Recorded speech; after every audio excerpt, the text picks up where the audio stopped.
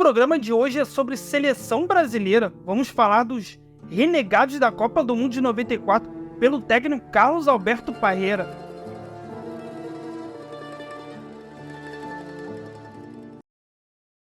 Vamos começar logo com o Careca, um atacante lendário da história do futebol brasileiro. Um cara com uma trajetória impressionante no Guarani e no São Paulo, jogando muita bola. Além do que, no Napoli não preciso nem falar, né? Fez história ali com Maradona, com Alemão, um trio muito importante ali, que ganhou a Copa da UEFA, ganhou o Campeonato Italiano. Os caras estão marcados ali para sempre. E o Careca, nesse período, pós-Copa do Mundo de 90, ele, em muitos momentos, estava presente ali.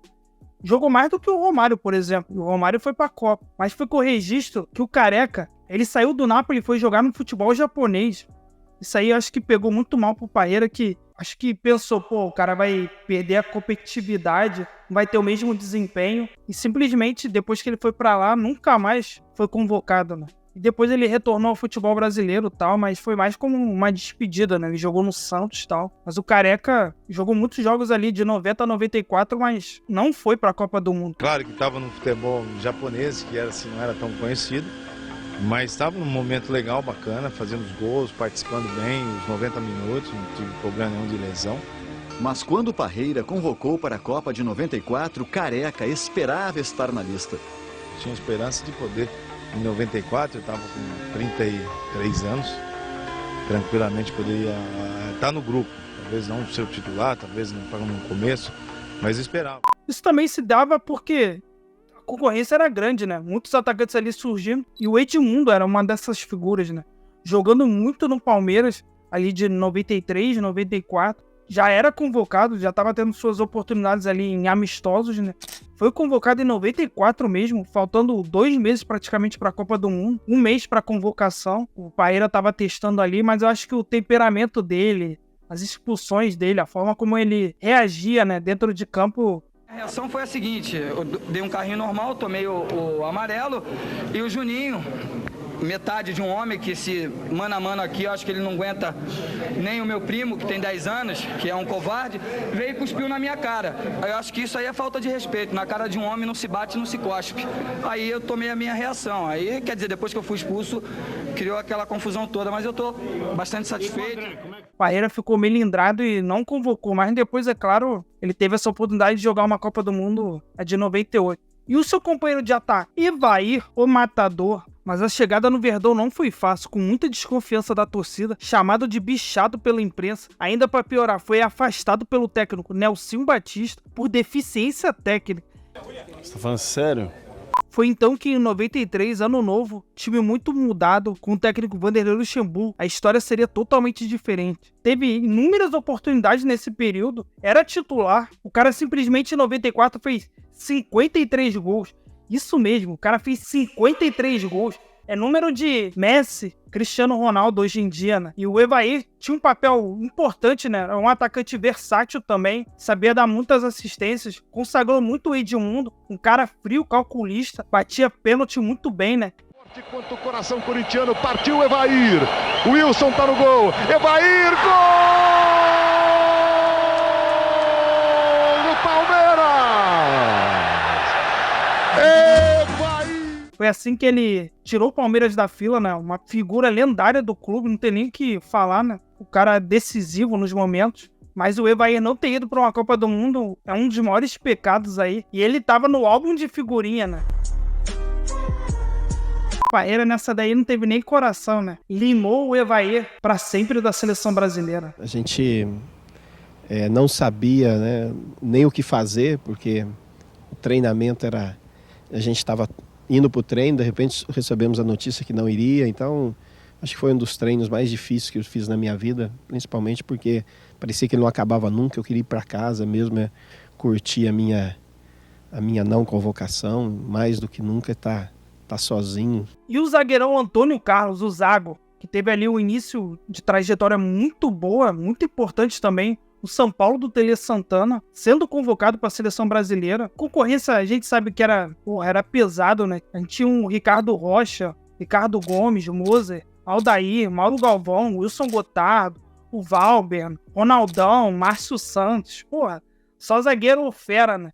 O Antônio Carlos, mesmo assim, teve algumas oportunidades ali, mas o que pegou pra mim, na minha opinião, foi que ele jogou um tempo lá na Espanha, né, no Albacete. Depois ele retornou ao Palmeiras. Ele era um cara também de temperamento forte, né? Um cara decisivo e tal. Mas um baita zagueiro. Por onde ele passou, ele sempre deixou a marca dele. Um cara vitorioso também. A história dele na Roma também, muito boa, né? Teve uma passagem pelo Corinthians, campeão, né? E ele sempre batia na trave, né? Tava sempre pleiteando por uma vaga na Copa do Mundo tal, de 98, 2002, mas nunca foi, né? Fica esse registro também do Antônio Carlos aí, um zagueiro muito importante do futebol brasileiro, principalmente nos anos 90, em ter tido essa oportunidade. E o Roberto Carlos, né? Também era um cara que estava surgindo ali muito bem, né? Pra você ter noção, ele foi convocado em 92 para a seleção brasileira. Sabe jogando por onde? União São João. Você tá falando sério? Isso mesmo. Antes mesmo do Palmeiras... Araras parou para ver seu novo ídolo. Roberto Carlos, lateral esquerdo do União São João e da Seleção Brasileira de Júniors, foi recebido com festa pelos torcedores e desfilou no carro do Corpo de Bombeiros pelas principais ruas de Araras. Em cada esquina, o torcedor arriscava um aceno. O jogador é motivo de orgulho. E ele teve uma rápida passagem, sabe por onde? Pelo Atlético Mineiro. Pouca gente sabe, pouca gente lembra que ele teve pouquíssimos jogos ali, antes, é claro, de brilhar no Palmeiras, né? Fazer a sua história, o seu nome, se consagrar e depois, não tem nem o que falar, né? No futebol europeu ali, o cara... Deus, né? No Real Madrid, jogou na Inter de Milão também. É um lateral, pra mim, o maior que eu vi jogar, né? Infelizmente, nesse período, ele teve poucas participações, né? A concorrência era desleal, né? Tinha os homens de confiança ali, os caras que eram mais experientes, mais veteranos, né? Tinha um grupo ali de jogadores, tipo o Tafarel, Dunga, o Branco, o Jorginho, o Bebeto. Tinha uma certa panelinha, mas o Roberto Carlos depois furou isso, mas infelizmente nesse ciclo ele não estava.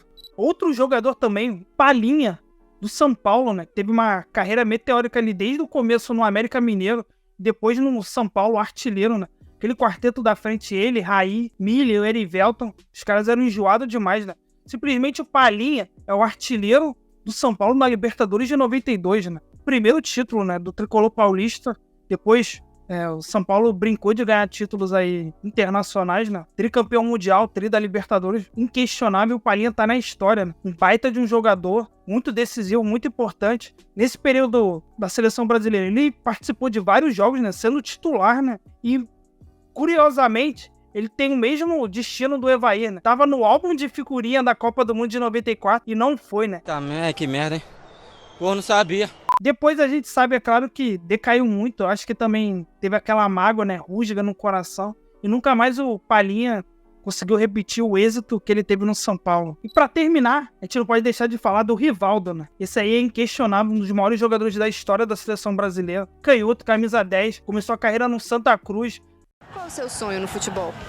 O meu sonho eu já estou realizando, jogando no Santa Cruz. E eu espero, o meu sonho em se realizar mais, é ser ídolo da torcida. Depois foi brilhar no Mojimirim e teve as suas primeiras oportunidades no Corinthians, de 93 ali. Chegou à final do Campeonato Brasileiro, perdendo pro Palmeiras. Ele ganhou a bola de prata de 93. E ele, curiosamente, foi convocado em 94, nos primeiros amistosos ali do ano. Contra a Argentina mesmo, ele estava ali presente, né? O Parreira estava testando e tal, mas parece que ele não caiu muito nas graças do técnico, né? A gente vê, claro, que depois da Copa do Mundo de 94, ele teve mais oportunidades, foi pro Palmeiras também, né? Depois jogou no La Coruña, Barcelona, não tem nem que falar da carreira dele vitoriosa, mas com o Parreira em si, ele não teve tantas oportunidades assim, mas jogava muita bola já mostrava um potencial gigantesco, né? Canhoto, habilidoso, técnico, versátil também. Rivaldo poderia ter ido para a Copa do Mundo.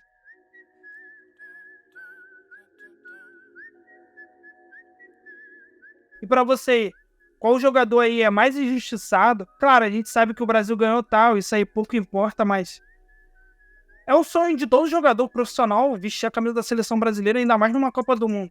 Então aí, faça a sua lista aí, deixa outros nomes que a gente vai comentando aí e fazendo outros programas também. Valeu, tamo junto pela moral, fortalece se inscrevendo no canal, curtindo o vídeo aí. Valeu, até a próxima.